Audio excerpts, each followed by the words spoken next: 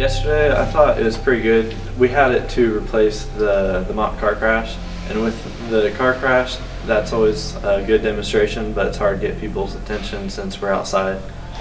But the speakers that we had, even though that we were missing a few of them, they did a good job, and even though like some of the points, they were pretty strong, but the message overall was pretty good. Well, yesterday morning, I felt like the convocation was really insightful. I did believe it was a little slow at the beginning, but when we got to the state police officer, it got a little more interesting. And I think it really knocked down all the facts about what alcohol and drugs can do to you. But I think it was really insightful. It was really good. It made me feel like some people shouldn't have done stupid decisions to get to where they were at that point. Like, they're doing it, but they should have thought ahead before they did that. Well, I really enjoyed it. I think that they provided a good message, and I think that we should do this every year around this time because I think they displayed a really strong message and they had some good points. I feel like the drug convocation was pretty intense. I think a lot of people learned that no matter what walk of life you come from, lawyers, regular people, people who have basketball scholarships, they can all get into situations or find routes where they can get addicted to drugs. So I feel like it was really effective.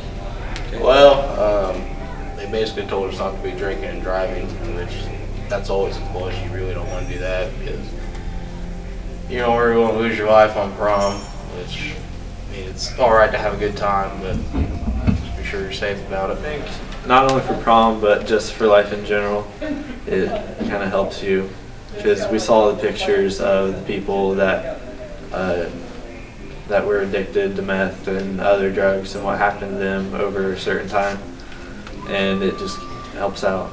When I saw the pictures of those people, they look really gross, and I don't want to look like that.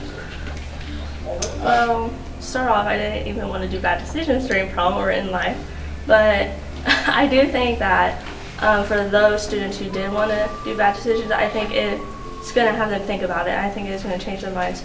But personally for me, I don't want to do bad decisions, but I think it did. It made that even more clear for me. Well, for me in my life, I choose not to do things like that, and like I know I'm smart, so I'm gonna do the best I can with my education instead of doing drugs and drinking alcohol and doing things that can eventually affect my life, like it did the people that came to the convocation. All right, and explain. Obviously our prom's on 420, so I'm sure a lot of people will have that opportunity available to them more than usual. But I feel like after seeing how addictive anything can be and how even starting with marijuana can lead to other things, I don't want to put myself in that situation. Well, I had already made the decision not to make bad decisions at prom or in life period, but I think that, or I hope that it affects other people, like maybe deters other people from doing stupid things during prom and in life in general. I would have to say the most memorable part of the convocation was all the personal experience we heard, like the mom whose son is sent to prison, and the other lady who went through drug abuse and lost her kids. I think it was just the personal experiences that really made the whole convocation insightful. The pictures, and the lady, she made me tear up just a teens.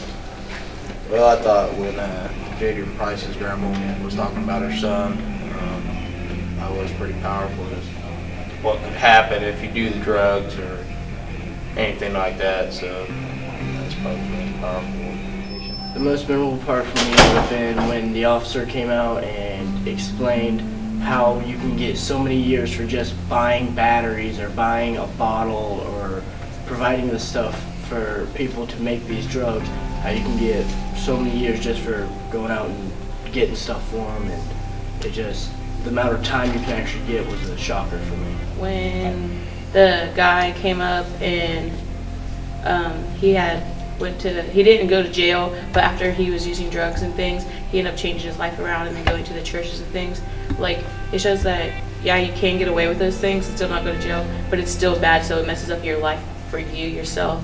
So that was the most memorable part for me. Was when the prosecutor decided to share with us that he was an alcoholic himself and that he'd been struggling with it and that he had been sober for 18 years. I think that was pretty strong for everybody to see that someone that represents our county can function after an addiction.